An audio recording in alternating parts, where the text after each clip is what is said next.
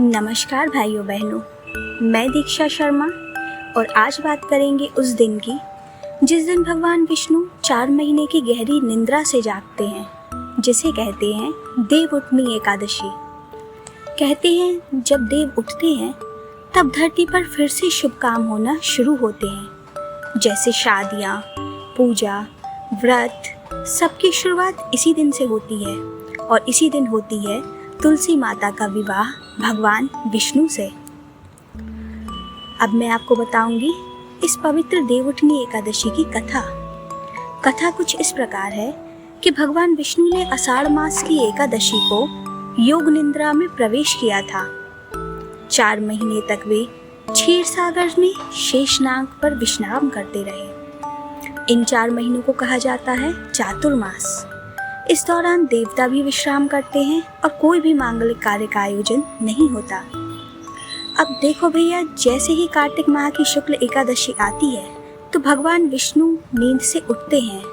देवगण, ऋषि और सारी सृष्टि जय जय गोविंद बोलकर उनका स्वागत करती है।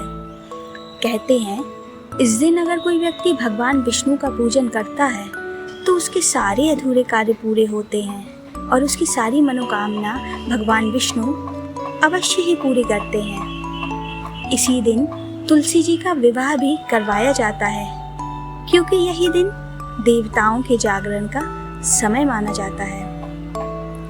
अब मैं आपको बताती हूँ तुलसी विवाह की कथा। अगर हम बात करें तुलसी माता की तो उनकी कहानी बहुत ही भावनात्मक और रोचक है, जो कि इस प्रकार है। एक बार जालंधर नाम का असुर था। उसकी पत्नी तुलसी बहुत ही पुण्यवती थी। तुलसी की पवित्रता, धर्म के कारण जालंधर को कोई भी देवता हरा नहीं पा रहा था। तब भगवान विष्णु ने एक रूप धारण करके तुलसी की परीक्षा ली।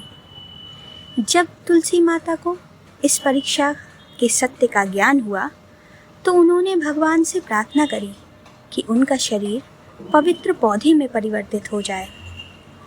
भगवान ने तुलसी माता को आशीर्वाद दिया, तुम सदा ही पूज्य रहोगी और मेरा विवाह तुमसे हर साल कार्तिक मास में होगा। तब से तुलसी विवाह का पर्व मनाया जाता है। कहते हैं जो भी भक्तगण इस दिन तुलसी और शालिग्राम मतलब भगवान विष्णु का विवाह कराते हैं तुलसी जी से, उन्हें संतान सुख, वैवाहिक सुख और सौभाग्य की अमर प्राप्ति होती है। उनकी सारी इच्छाएं पूर्ति होती हैं।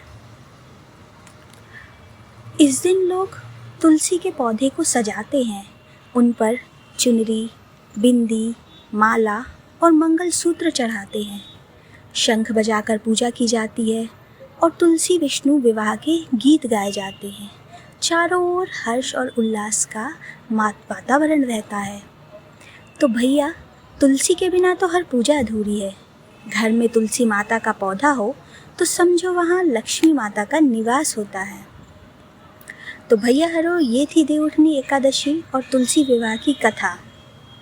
अगर आपको वीडियो अच्छा लगा हो तो लाइक करें और कमेंट में जय तुलसी माता, जय शालिग्राम भगवान और ओम नमो भगवते वासुदेवाय लिखना ना भूलें। तो मैं हूँ दीक्षा शर्मा, फिर मिलूँगी आपसे एक अगले रोचक और न्यू व्लॉग में एक और नई कहानी के साथ। तो चलिए मिलते हैं आगे। जय श्री राम।